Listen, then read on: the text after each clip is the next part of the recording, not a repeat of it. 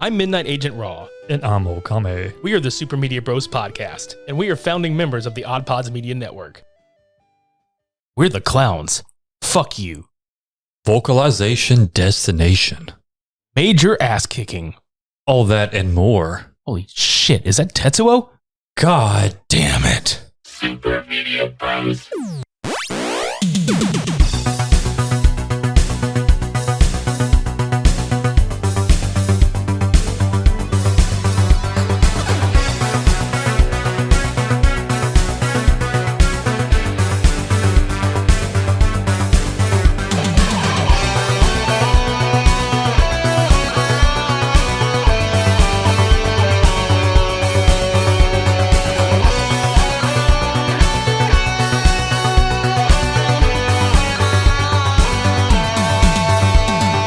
Well, that's just great. Everything's fucked up now. Yeah, somehow we survived the apocalypse. Thanks to Major. She shot him. That would be crazy to see Tetsuo Shima and Motoko go at it. Just beat the shit out of each other. It's like a celebrity death match. I don't know, man. Tetsuo just would wipe her. Oof. Like clean. There's no contest. Welcome to episode 172 of the Super Media Bros podcast. I'm Midnight Agent Raw. And I'm Okame. Cult Cinema Showdown 73. And yes, we're going there. Ghost in the Shell versus Akira. We have been planning on doing this showdown for a pretty good bit. There's a couple of things that how we're going to approach it. One, these two films yin yang each other in so many ways that I don't think most people kind of recognize. So we're going to kind of address that as much as just like talking about the films individually. Yeah, and I also kind of feel like running through the movies like we usually do would probably not be justice enough. I feel like hitting on the highlights and plot points are probably good enough, because if you have not seen either of these, us simply just explaining what happens like to the T is not going to do it justice. Both of these movies are visually stimulating, very influential in a lot of the cyberpunk genre and science fiction genre. And the main thing too, outside of what I said earlier, me and Richie both have an appreciation for both these films, but we have more of a fascination with one versus the other. Like ever since I met this man, Akira, just straight up best anime ever. He has all the collectibles that I can think of off the top of my head. I know it was only like a couple of them, but still, he is like die-hard Akira fan. And as me, I do appreciate Akira, but I watched everything Ghost in the Shell, Standalone Complex. I watched the movies from the beginning, like the prequels, basically, if you want to call it. I've followed Ghost in the Shell for years now.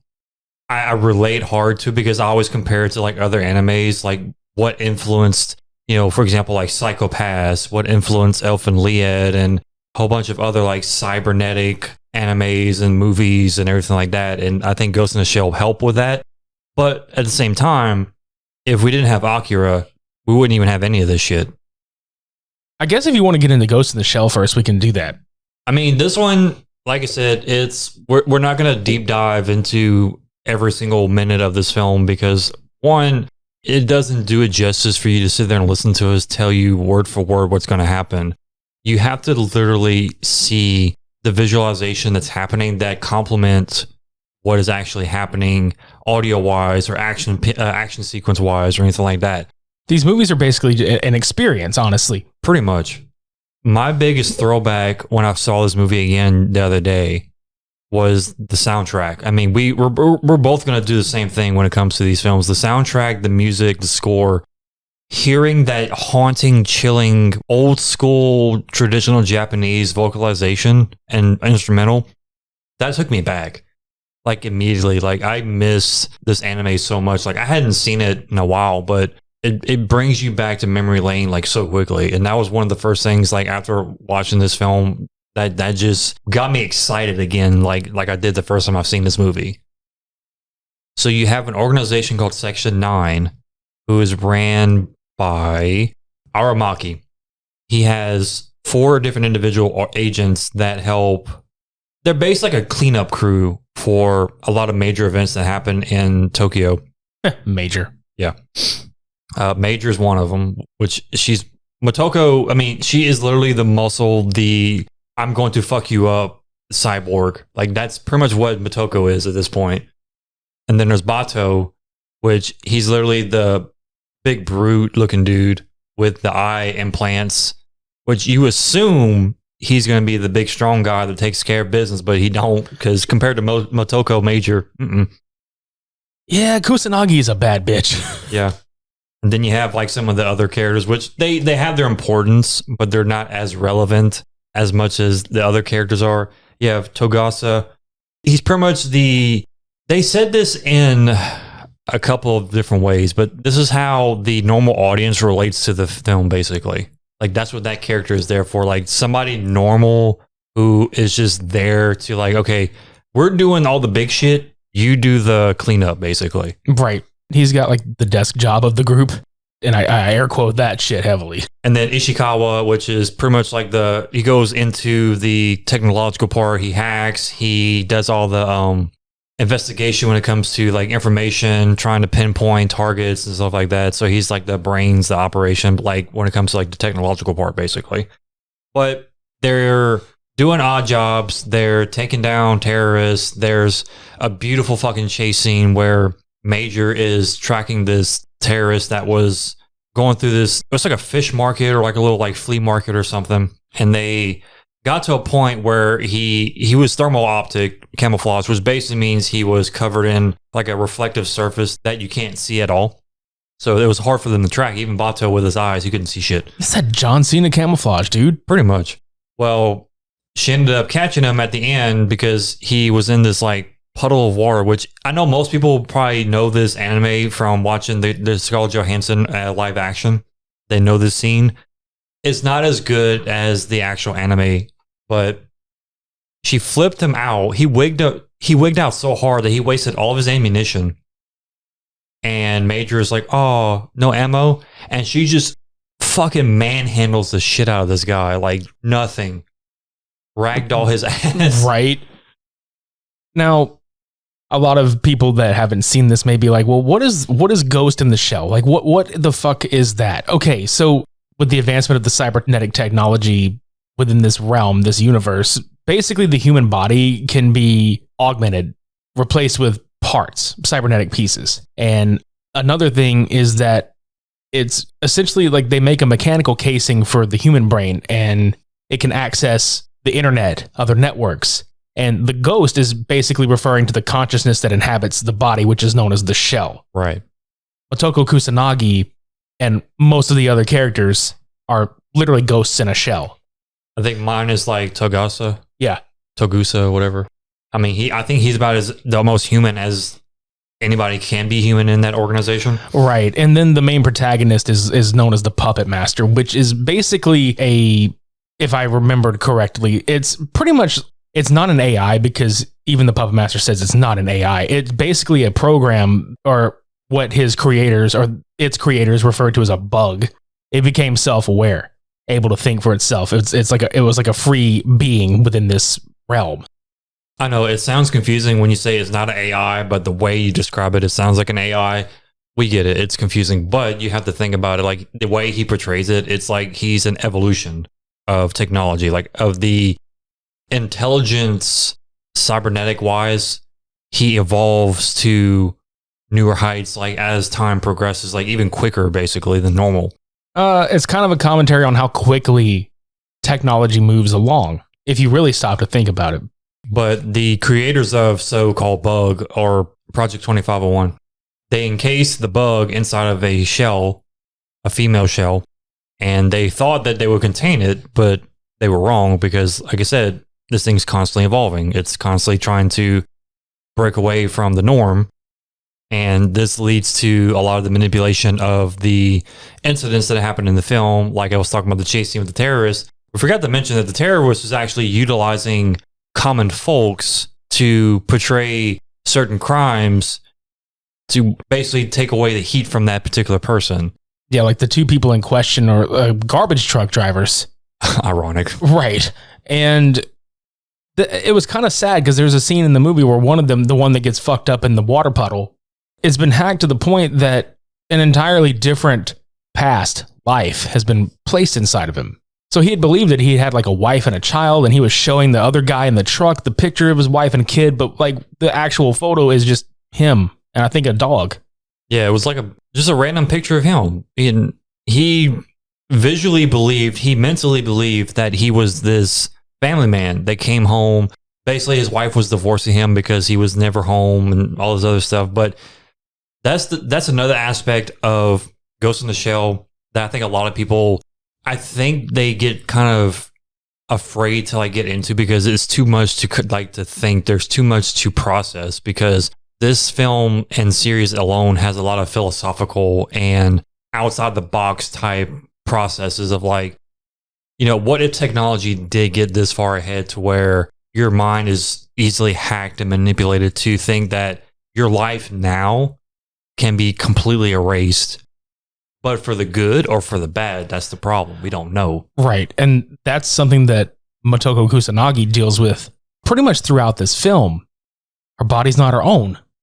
And she shares a lot of the same sentiments that the Puppet Master does.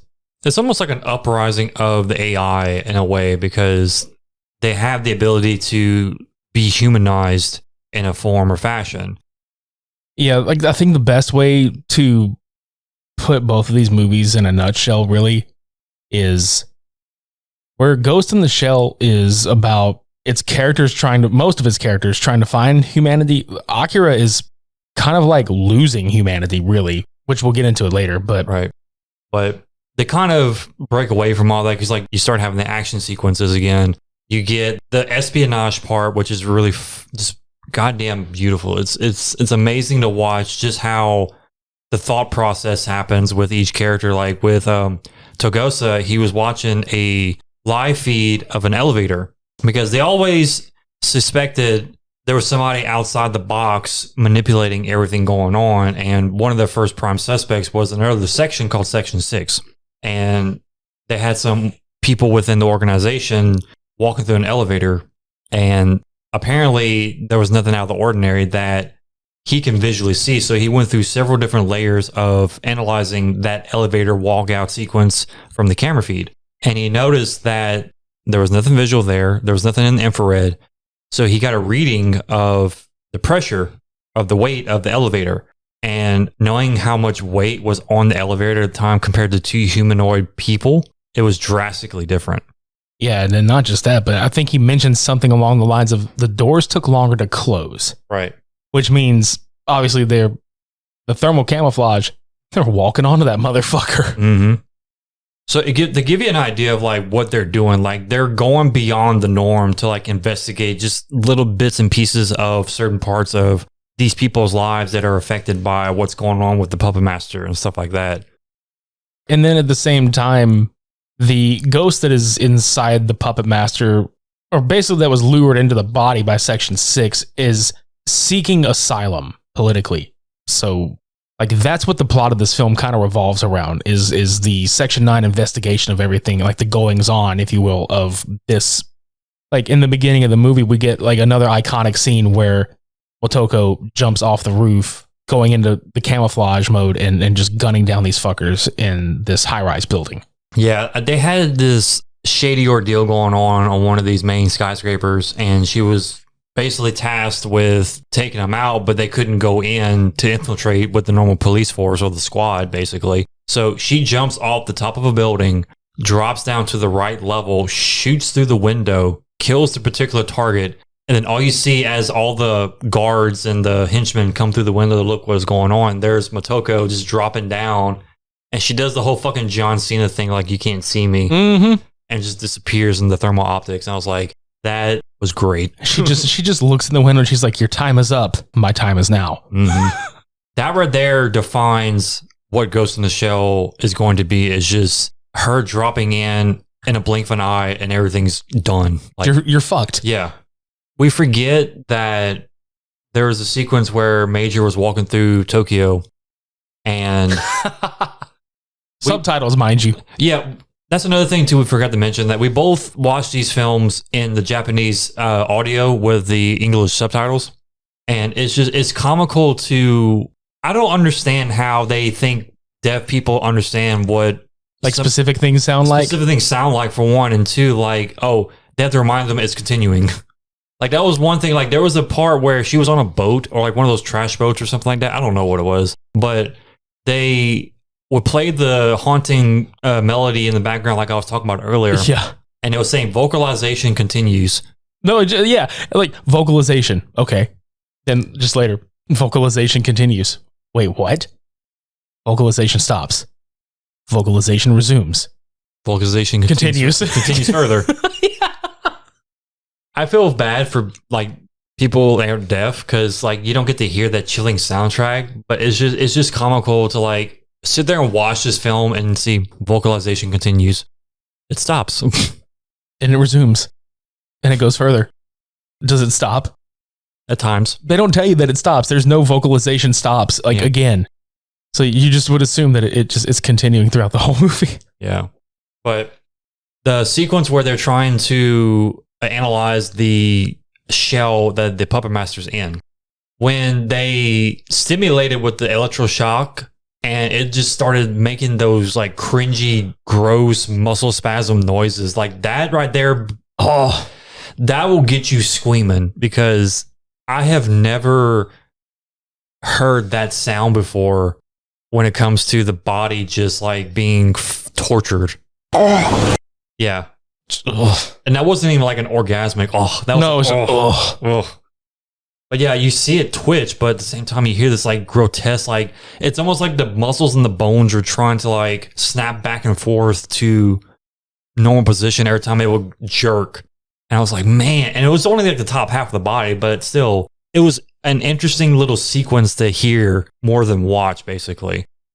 But again, they eventually stumbled upon the puppet master and is explaining that, you know, everything we talked about earlier about, you know, I am not just an AI. I'm something my creators thought was a bug or a defect, basically, but they didn't realize that I would evolve. And then it got kidnapped, which again, it probably manipulated people to kidnap it. There's a chase sequence where they're trying to follow the car. Well, Togosa tries to take on this car by himself, you know, normal American mullet dude. And he shoots this car with like his special gun. I forget the name of the gun. It's like a Magator or something like that. And I'm completely wrong on that, I know. But yeah, y'all can correct me. Yeah, I say I'm a fan of this film. But still, it's a special gun that he has. And it's bulletproof, obviously. But whenever he darts out of the way and it tails off, he shoots a tracker with his gun onto the tail of the license plate. So they're able to track it and, you know, fall into the city. They see that it stops and it gets transferred into another vehicle. Well, Major ends up following it to this old abandoned building. And at this point, you know, she's like, okay, I'm about to, you know, find it and dive in. Finally get to understand what's going on with this puppet master and why he's doing all this shit. Well, when she gets in there, she's the only one she's the only one there, mind you. And she goes in and she notices there's a certain entity above the car. And it's no normal entity, mind you. It's a fucking spider tank. It does whatever a spider tank does. Yeah. And this thing is literally hunched over the vehicle and it has 2 fucking machine gun arms and it's just blazing through like the building structure. Like it is like no joke. The stress and tension that it captures in this sequence is really palpable. Mm-hmm. Like just from a visual standpoint, like you're not even in the shit, but you feel that stress and that like, oh shit. Yeah. Because I mean, this thing is like using such high velocity rounds that it is like piercing through stone and rebar, like as is like nothing. So you know it would just waste her ass at any second. So she ends up trying to trick it and get inside. Well, I think at one point they stun it where she can actually go in and infiltrate it. But this is absolutely, in my opinion, the most iconic shot in this film. It's a conflict for me because one, it's visually striking in a good way and in a bad way. But not in a bad way like it like breaks this film. It's like just, damn, what the fuck just happened? So the spider tank is stunned and she tries to get on top of it to break open the main hatch to get into the core. And her body just, I mean, it goes beef mode. Like, it just goes shredded up, and she turns to like this massive, like, bodybuilder size and tries to yank open this top piece. And in the process, she rips her arms off. Like, that's how much force she applied to do this. Rip both of her arms off. One of her legs gets shot off, I believe. And she falls next to the car. But then Bato finally comes in to save the day, and he ends up like stopping the tank completely. And the car that the shell was in with the puppet master was intact. I mean, the car wasn't, but the shell was. Now, this sequence is basically where everything comes to fruition as far as like the concepts and the philosophies and everything like that.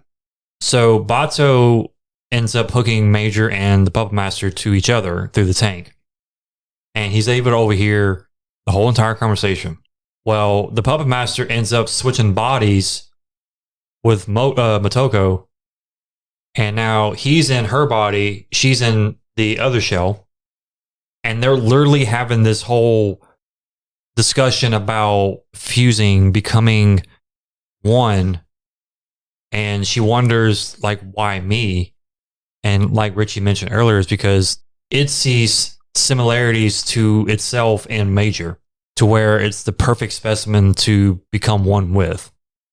So what he implies, or what it implies, I should say, because there's no guarantee that this is a gender specific. And I mean, that's a lot of the characters too, but I mean, obviously physical female voice and everything with Major, but still.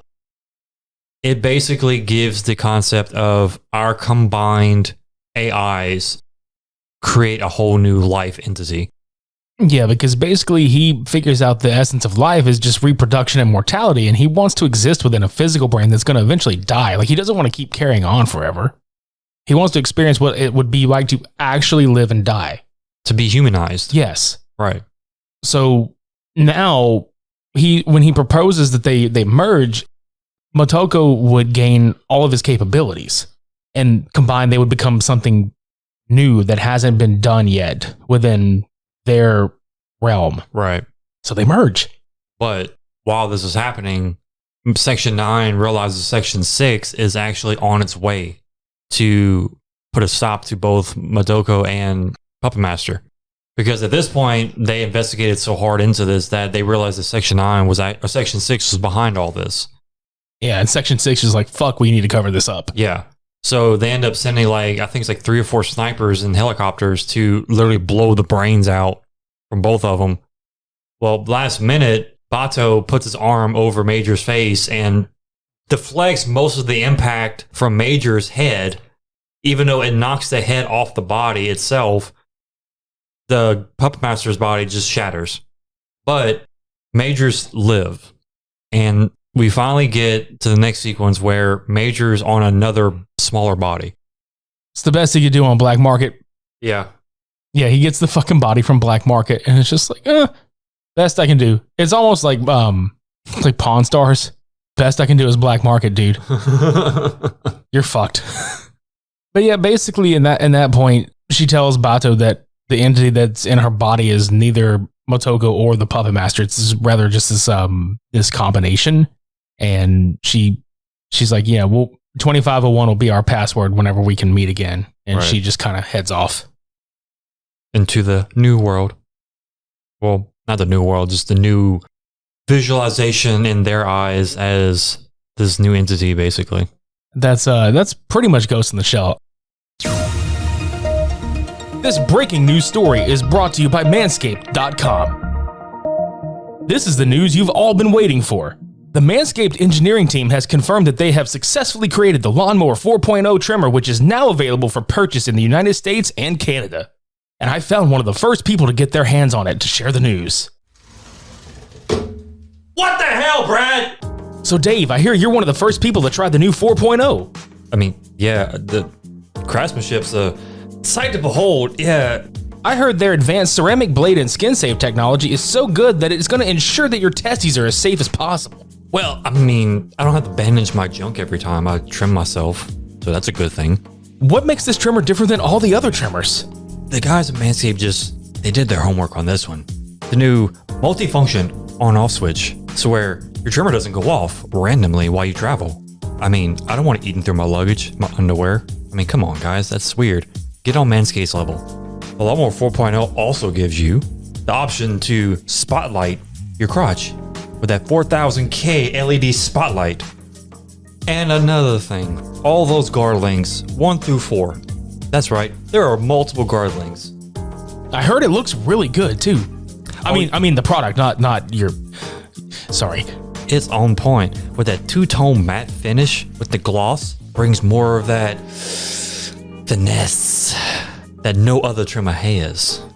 I even heard that the Lawnmower 4.0 trimmer is waterproof, so you can groom in the shower and not have to worry about making a mess on the bathroom floor, which it seems you may have made a different kind of mess whenever I opened the door, but that's neither here nor there. I mean, you already knew it was waterproof because I was in the shower just now, but you know. Did we mention the wireless charging? The Lawnmower 4.0's new wireless charging system uses electromagnetic induction, which can help the battery length last longer. If you're still trimming your face and balls with the same trimmer, first of all, you're nasty. Second of all, switch it up. It's time to make some changes. Get 20% off with free shipping at manscaped.com using our code SUPERMEDIA20. No person wants to end up with pubes in their mouth, and your balls will thank you.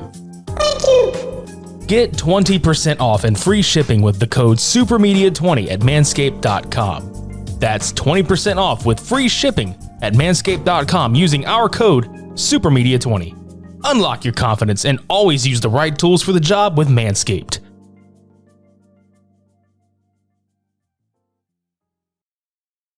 Welcome everybody to the PODSkew podcast. I am... Whoa, dude. No. This is our promo, not the show.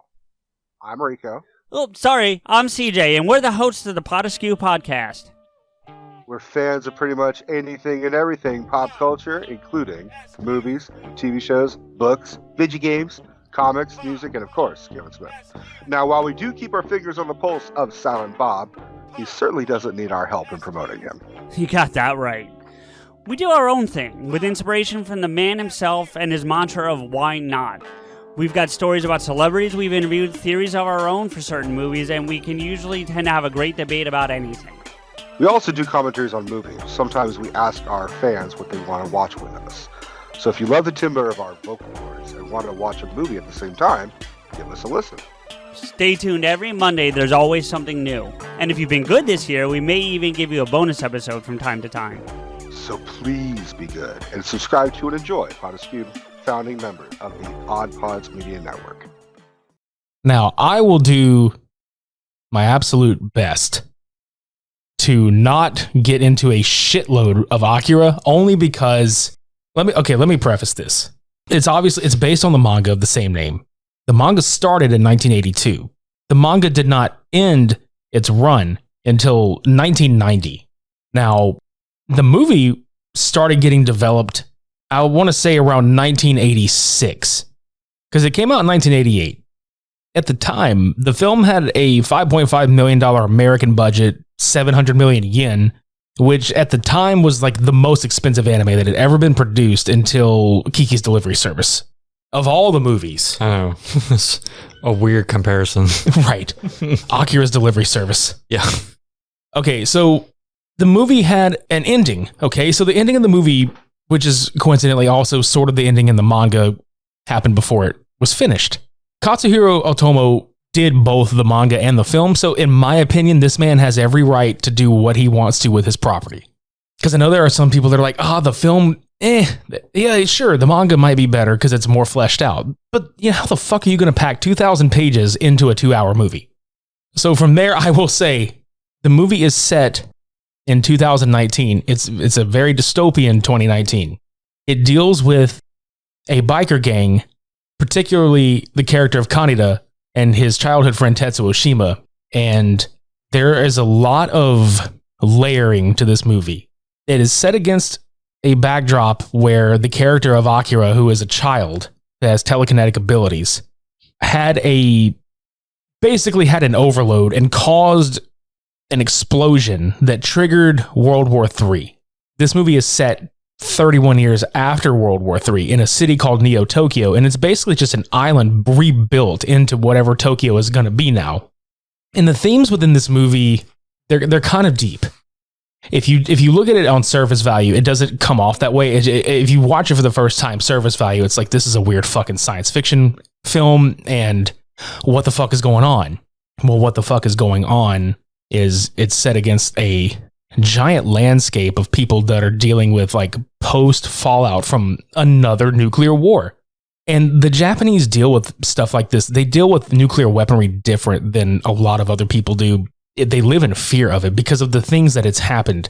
This movie is reminiscent and brings back a lot of the thematic elements of the bombing of Hiroshima and things like that. So there's some seriousness in the background, while it gives you this really, believe it or not, deeply rooted story of friendship and what happens when that gets like fucked with. And it's so just like, the city of Neo Tokyo is ridiculously expansive. The way this film was animated, the people that animated this film fucking hand painted these separate window dots in all the landscaping and the buildings. I mean, it's unbelievably huge. Like, the scope of this film is just massive. And I know I'm getting into the technical aspects a little bit, but I think that's what lends to how great this movie is and how it's held up so well after 30 years. Anyway, so Kaneda and Tetsuo are pretty much what should be the focal point, but there really isn't a quote-unquote main character because there are so many characters, like the Colonel, who is fighting against a lot of the political uprising around. There's a lot of rioting happening. People are protesting the armed forces being in the area. There is a political council with a mole in it, and this guy is basically trying to usurp the general and the rest of the council members to take over as the leader of Neo Tokyo. There is a quote-unquote a school with children called the Espers that the colonel is kind of the head of in this government. And basically you find out these children, along with Akira, all had telekinetic powers, which everybody has them. They're just not awakened yet. But when they are awakened, it's like, okay, you have to decide how to use this power. These children are kind of ridiculed to several tests, and they age grotesquely, honestly. They're fucking like old people as children. Yeah, they need some moisturizer on them kids. They need some milk. Yeah, because their color scheme is just this weird white, ashy gray tone compared to like normal human skin. I mean, yeah. So again, not to get into the film from front to back, I'll kind of give you like, okay, here's why this is happening. Here's some shit that does happen. And holy shit, the third act. So obviously in 2019, Kaneda and Tetsuo are in a biker gang, and they get into it with these clown bastards, as they call them. Which I think that this whole opening sequence is great because it gives you like the soundtrack, like you mentioned in Ghost in the Shell. This film has a really good score soundtrack. It basically is traditional Japanese instrument, like music and vocalization, but it also has some very futuristic tones, which is really interesting because the soundtrack was written before the film was even seen. But that shows you like how well it complements it, because even though they just said, here's the name Akira, here's the movie, nothing else. And it's like, okay, write the music. And they wrote it. And it's like, what the fuck? Y'all read our fucking minds. It's really good. As you go along with the description, there's one thing I want to point out to everybody watching this film, basically. There is a not a fuck ton, but there's a key use of red. Let's put it that way. Because my perception of that part is basically, it gives you the constant reminder that even in calm times, there's still tension. There's still like anger. There's still something fierce happening, because they use it like, for example, like there's a scene where sewers, like they're all in the sewer and they have sewer grates over some of the holes with their colored red. And I was telling Rich, is like, why the fuck would they paint them red for any reason? And it's like, well, yeah, it doesn't make sense literally, but as a visual standpoint, it stays there to kind of give you like, there's still tension. There's still something going on that keeps you on edge, basically.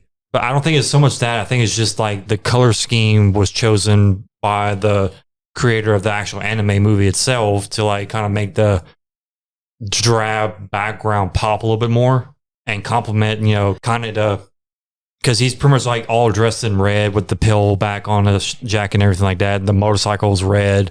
You know, he's like one of the main focal points, but I think it's used to kind of like make everything else not so drab, I guess. I'll go ahead and point that out about Ghost in the Shell real briefly, is that there was a lot of usage of blues and greens, soft blues and greens in that film. Mm-hmm. So you kind of have like the yin and yang, like you said earlier. Mm-hmm. So we get introduced to these two characters, and the background is that the character of Nezu that I mentioned earlier is a mole on the city council. His role in this is he's hired this resistance group of people to break these espers out. And he's using this because he wants to trigger another event similar to what happened with Akira, so that he can basically expose the weaknesses of the army led by the colonel to usurp them out of power. Now, this all goes awry because the man that broke Takashi out gets fucking just massacred in front of a shit ton of people at a protest, and the child triggers like a small event in the city where he yells and crushes a bunch of like windows and shit falls everywhere, and he just kind of disappears. Meanwhile, in the ensuing chase with the clowns, Tetsuo chases after these fuckers into the old part of the city and encounters this child who blows his bike up. Hence, and it awakens Tetsuo's psychokinetic abilities, basically. Right. Government swoops in, they take him out, and they're like, okay, and they do all these tests on him, and they're like, holy shit, this dude has a lot of the same qualities that Akira had. And that's where this movie gets really like, oh shit, okay, so there is a possibility of this happening again.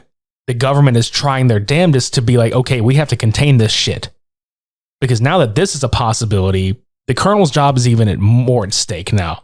Now, throughout the film, Tetsuo he's had an inferiority complex because him and Kaneda grew up at the same children's home together. They were both abandoned. So he's always had Kaneda as kind of his bigger brother. Kaneda has always looked at Tetsuo as his little brother and always has protected him.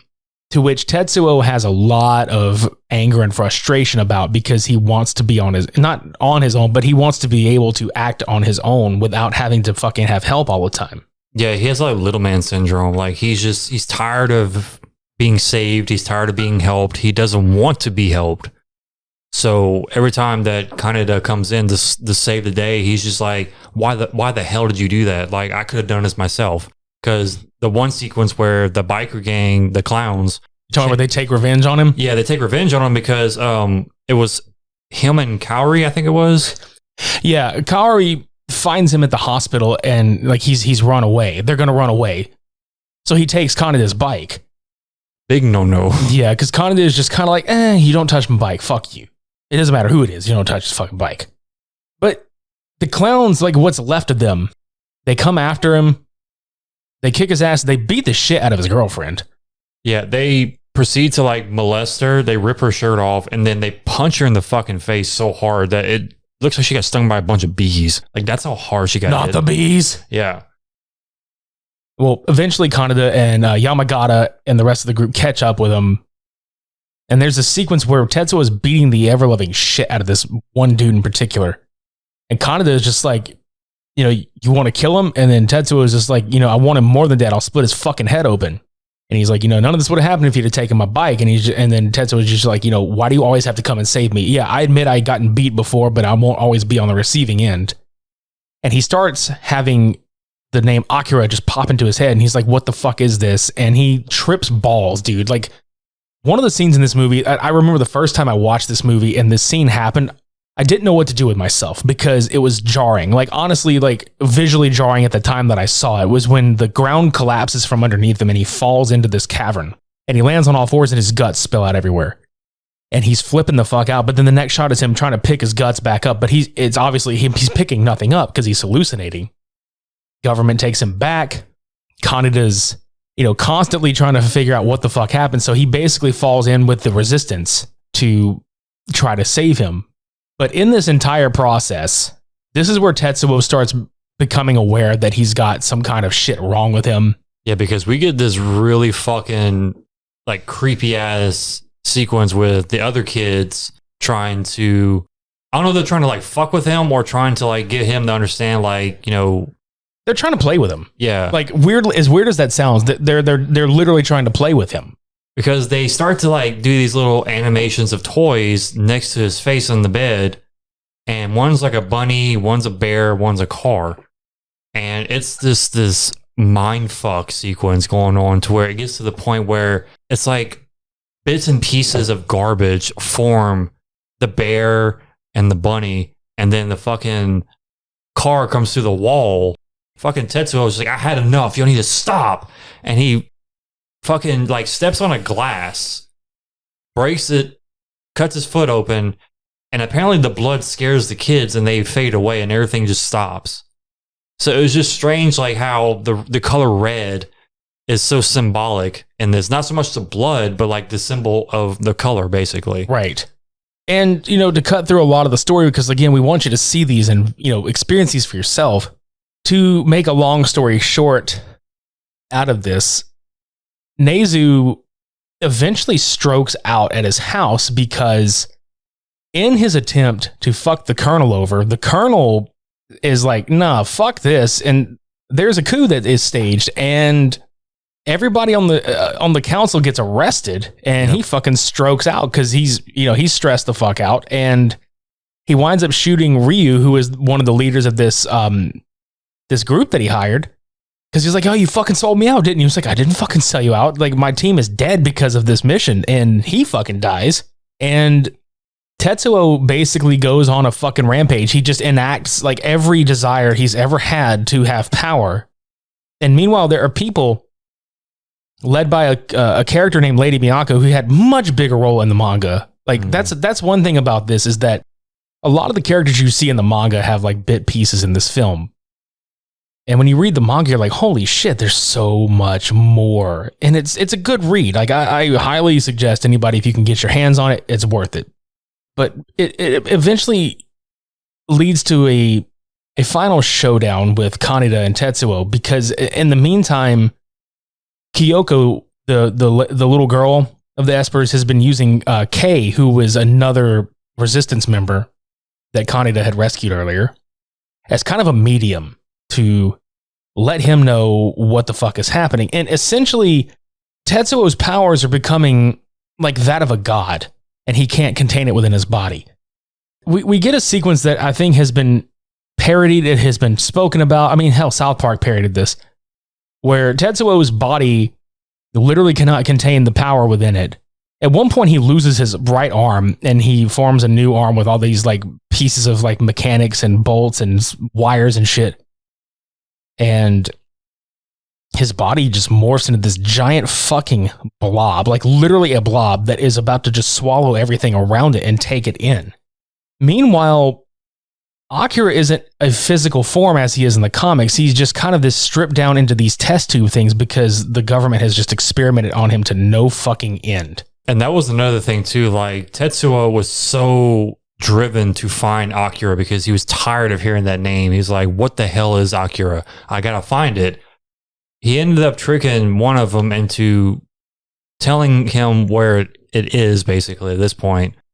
And through telepathy, he finds the location, and it ends up being like this giant, I mean, it's a goddamn massive prison of layer after layer after layer after layer of just containment for Akira, which ends up being, and it was so fucking funny, like whenever everything finally broke, like after Kaneda and Tetsuo just basically fought to the point where Tetsuo broke open this in containment, it was like a spear, a little bit smaller than actual like human size, and it cracks open and it just looked like a fucking cooler full of beer. Yeah, dude, it was this fucking circular case, because within these confines, it was so fucking cold down there. Like, I think we actually did the Kelvin to Fahrenheit, and it was like negative 225 degrees Fahrenheit down there. And I questioned that whole thing. I was like, how the hell are human beings walking through that, not freezing their fucking asses off, like frozen solid? Like, they have to like depressurize it and all kinds of shit. Because I want to say that like when they open and go down, they have to actually like let the cold release. Yeah. But the fact that he walks in there and he's just so pissed off, like he busts this big thing out from underneath the ground and he just looks at it and he's just like, open now. And he fucking cracks it open. And like you said, it's just these canisters with like, Tetsuo just looks at these canisters and they're all just like Akira's optical nerve, his spine, organs. And you're right. It looked like a shit ton of beer. And the way he had them stacked up, he was just looking at him. He's like, this bud's for you. This bud's for me. I'm going to crack all these cold ones open without my boys. Yep. Which he winds up in his transformation, growing to the point where the three Espers show up at the stadium and they put their powers together at such a point that Akira physically manifests again. That's how powerful this child was. Yeah. He's been dead and his parts are there, but he fucking physically manifests out of his own organs and parts and becomes a physical form again. And I actually like how they portrayed his body because it was see-through, like homogeneous, like skin and bone and muscle fiber and stuff like that. But then you see like the circular system and everything going through his body, but his head was like the more solid form. Like it was ethereal to watch him, which kind of makes sense. Like the fact that he's basically considered the god of all of Neo Tokyo. And kind of the bounce back to what you were talking about earlier with, the whole uprising and the riots and stuff. Like everybody here was trying to overthrow the whole entire government because they're tired of how things are. But then there was another faction of people that were wishing for Lord Akira to return. The Great Tokyo Empire. Yeah. And they were literally painting the streets red with his name and starting riots and chants and saying like, our Lord will save us from all this. They will annihilate all this trauma and tragedy and all this other shit going on. Right. Because they viewed Tetsuo as the second coming of Akira, basically. And that was so fucking like powerful to see, like when they saw Tetsuo, what he was doing, like the people who were worshiping Akira, like it's him in Second Coming. And they were like, yeah, it's him. Another part was like, no, that's the fake god. He's not real. And they started fighting amongst themselves. Like they're trying to figure out what the hell, like who is real and what's not real. And it's like, there's a lot of symbolism there because it kind of goes into a religious fact too, because like you have this one faction that believes in this one deity and they see a version of that deity pop up and it's like, no, that's not the real deity. Yes, it is. No, it's not. And then they split off and do their own thing. It's symbolism. Like there's so, like you said earlier in the beginning of talking about this, there's a lot of symbolism behind this film. And I think that's one of them too that brings it up is how there's religious tones to it that kind of show us how everything degrades into factions or they degrade into denominations, basically. It's the loss of humanity. Yeah. Because the togetherness is not there. Everybody is so divided politically, religiously, just humanistically divided. I mean, you see how the kids lived in slums, basically. They're putting them in these like secondary school programs that they obviously don't give a shit about. And then the people that are running these programs obviously don't give a fuck about these kids. So they have each other. And that's kind of why the gangs are the gangs, basically. Yeah. But also at the same time, like you have the whole entire military force literally tear gassing people on the spot. Like they don't even have any reason to do it. They just shoot and maim and whatever, like on the spot. Like that's how chaotic everything is going. Like ever since World War III happened, from that point on, everything has just gone to shit in Neo Tokyo. I mean, there's no control, there's no order. It's just chaos. Right. And like I said earlier, that's where I think the red tones come in, is to remind us that like this is chaos. Even if it doesn't seem like it, it's still chaotic. Right. And like, here's where the heart of the movie is, honestly. You see like the whole tension between Kaneda and Tetsuo like throughout the film. At one point, Kaneda is bitching because he's being talked to telepathically by Kyoko. And he's just like, okay, where the hell did you bring him? If anybody's going to kill him, it should be us. He's our friend. If anybody's going to kill him, it should be us. And at one point, he's trying to kill him. They're trying to kill each other. But when Kaneda sees Tetsuo forming into this massive blob, Tetsuo just kind of like loses his shit. And he's just like, Kaneda, help me.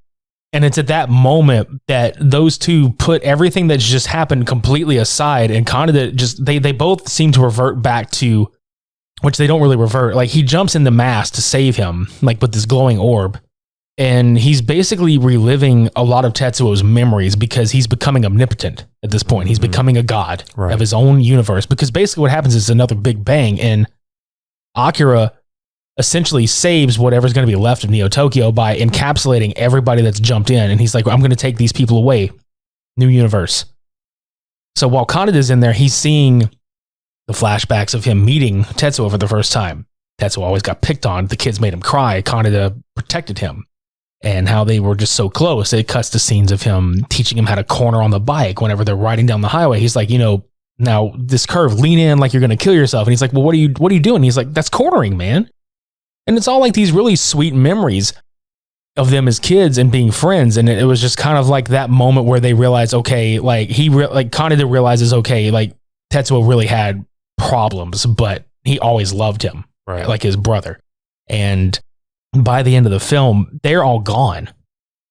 All that's left is this speck that falls into Kaneda's hands. And essentially, like I said, what had happened is it was the birth of a new universe. Tetsuo became so fucking powerful, he became his own god. So in a sense, he kind of reached what he was always after. And at the same time, I guess, kind of found a semblance of peace. And Kaneda, Kei, and Kai, his other friend, they kind of just ride off while the colonel is watching the sunrise. And at the end, there's like this really crazy visual. And then you just hear the words, I am Tetsuo, which means he's kind of just announced himself at another level of existence. And it's a big bang. Now, I know this movie is probably more polarizing on its first watch for people because there's a lot to take in. But if you do more deep diving, you read the manga, or if you watch it several times, there's a lot to interpret. There's a lot of different story elements to take in. I mean, like we were mentioning earlier, like without this movie, you don't have Ghost in the Shell. Without Ghost in the Shell, you don't have films like The Matrix, which is obviously heavily inspired by Ghost in the Shell. So like that just to me just says like without Akira, there is no Matrix or a lot of shit. Because I mean, honestly, if you don't have Akira, you don't even have like Cyberpunk 2077. Honestly, like no stuff like futuristic stuff like this collaboration over the last like 30 years or so has been a beautiful transition, a beautiful transformation, because we get such visual, audio developments of beauty, like outside of just being this technological marvel of the future, basically. Like, yeah, you could sit there and say like stuff like the Jetsons and a whole bunch of other like random shows that are reflecting the future, but I mean, a lot of these reflect on like what if humanity was like, the future like this. Like, I mean, you get shows like Altered Carbon. If anybody's ever watched that series, that's pretty much what Ghost in the Shell is, but more live action. Like they implant their personalities into bodies, which are basically the shells, and the only way to kill that person is to kill the shell, the stack, basically. You wouldn't have that if you didn't have Ghost in the Shell or Akira to actually start all this stuff. Right. And one sequence from Akira that reminded me of a scene from Elfen Lied, at the very beginning of Elfen Lied, actually, when he was in the hospital and he was literally killing everybody in his way to get to the elevator. Dude, we had to laugh at that shit, though. Because remember when he was walking to the baby room? Yeah. And this whole like line of guards are just sitting there. All right, there's no other option. We have to use our bullets. We have to stop him no matter what it takes. Fire! They are just in fucking pieces on the floor. And he's just like, whatever, and just waltzes on past them. Yeah, because if you ever watch Elfen Lied, at the very beginning of that, when Lucy sets herself free, basically, and she is just murdering everybody left and right, not even a hesitation, that was heavily influenced from Akira. I can guarantee you, because it's the exact same way it was portrayed in that movie. You have Elfen Lied. You've got fucking Battle Angel Alita. I mean, even in Hollywood, dude, Dark City, fucking Chronicle may as well have been an Akira film. It's almost the same plot. Shit, even Blade Runner. Well, Blade Runner came out at like around the same time that the manga did, but like I would dare say there's a lot of similarities as far as like the scope of the city goes. Like if you look at Blade Runner and then you read the manga, like the cityscape is just fucking massive. You know, Blade Runner and Akira are like being around the same time were so heavily influential in the science fiction genre. I mean, now Akira is, you know, mainly influenced a lot of anime and shit, but Jesus Christ, like the amount of film that anime has just inspired is just unbelievable.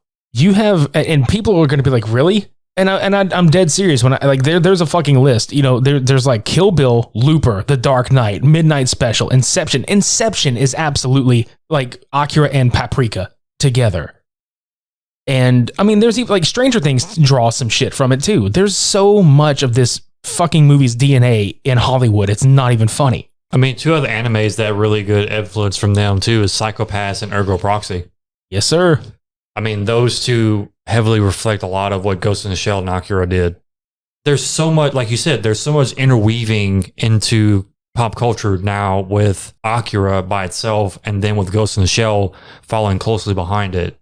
Like those two films alone, those two series just made way for cyberpunk. Right. And the funny thing is that the movie Ghost in the Shell was the first anime to get released at the same time in Japan, Britain, and the United States. It was pretty much to bring more mainstream audiences in the United Kingdom, the United States. It didn't really do that. It was kind of a sleeper hit, really. You know, it was one of those movies that just kind of weaved its way into pop culture. But I think that's the thing, like you said, with Akira, it had the same effect with Ghost in the Shell too. And I mentioned that Ghost in the Shell is not something you automatically understand watching it. Like you literally have to pay attention. You literally have to analyze dialogue and visual cues and everything like that outside of the espionage and the action sequences, because there's a lot of thought-provoking going on with Ghost in the Shell just as much as it is with Akira. And I think that's why it's a sleeper back in the day. Because of that, it didn't really give you too much attachment with the normal audience. And I think that's why I like certain characters like Togusa.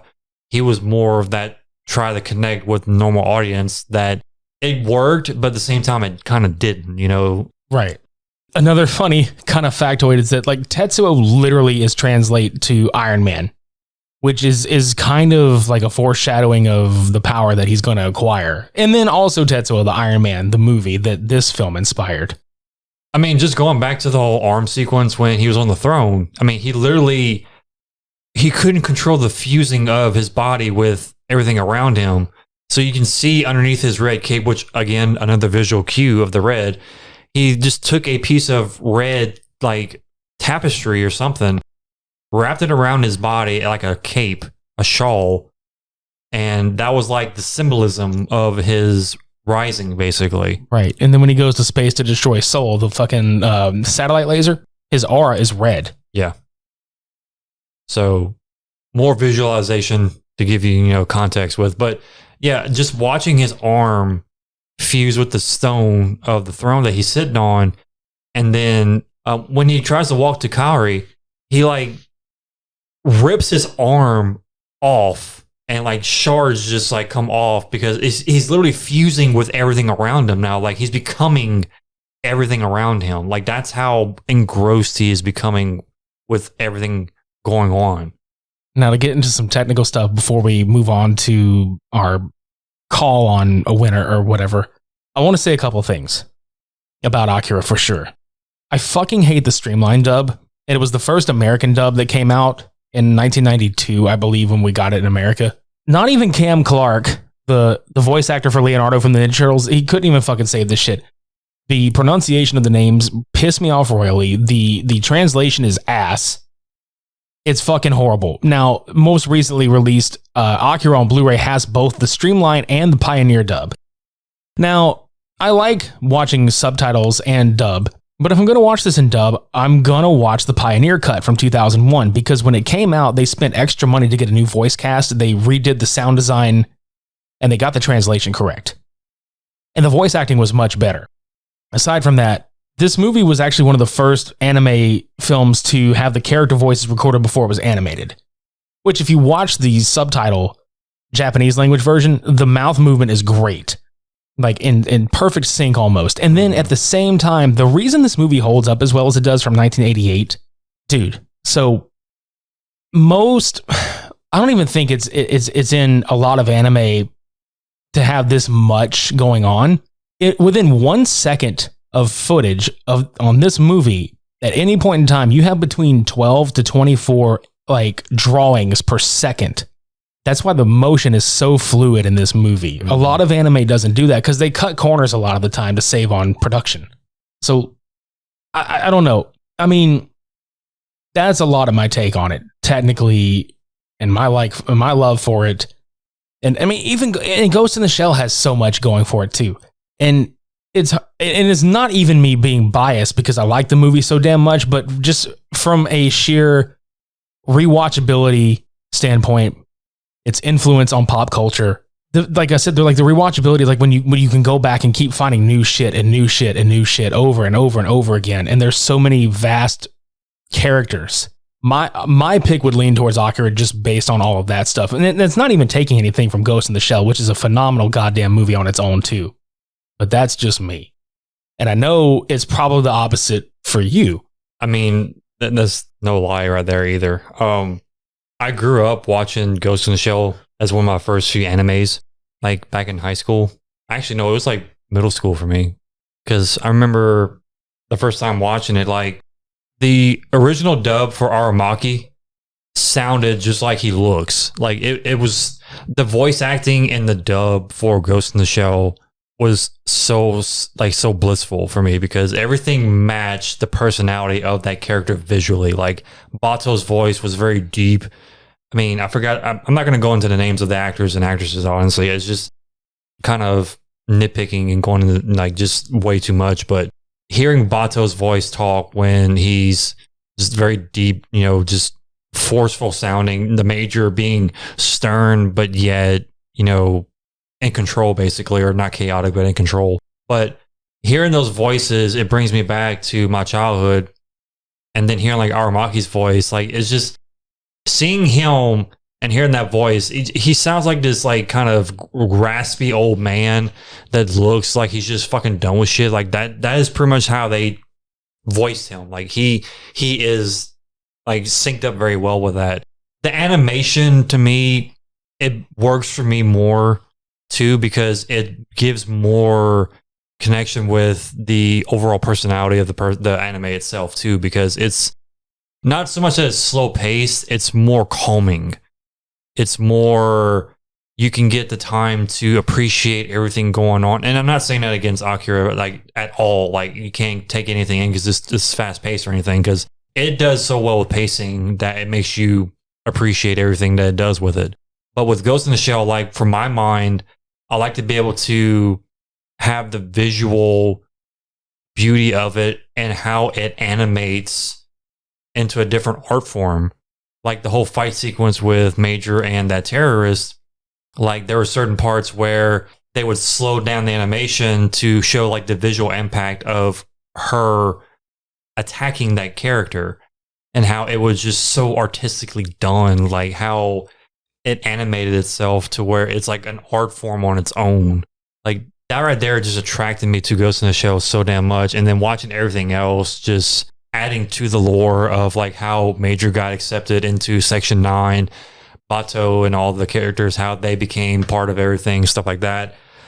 Yeah, I love Ghost in the Shell so damn much. But yeah, it's so hard to say that it's better than Akira, and they're both equal to me, but I relate so much more to Ghost in the Shell on so many subconscious levels, I guess. One, to me, I think that one dives more into the philosophical mindset for me more than Akira does, which Akira does, like I said, it does a lot of really well trying to segment like so many human and social like norms and feats and everything like that. So it makes you wonder like what is really good, what's really evil and stuff like that.